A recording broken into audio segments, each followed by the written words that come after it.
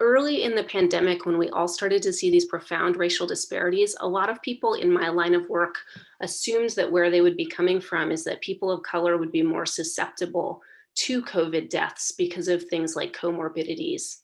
And at this point, study after study after study has suggested that actually what is really driving the disparities is not differential resistance, but differential exposure. That is, people of color are more likely to die of COVID because they're more likely to be exposed to COVID in the first place.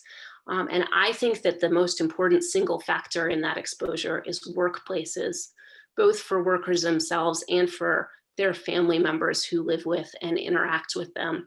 When I teach pre-med students, which I often do, I always ask them how many of you have learned about workplaces as a major health stratifier in the United States. And it's always crickets. It's actually not something that they've really thought about before. So I think in my sector of population health studies, that has been a blind spot that the pandemic is showing us we can't afford to have be a blind spot any longer.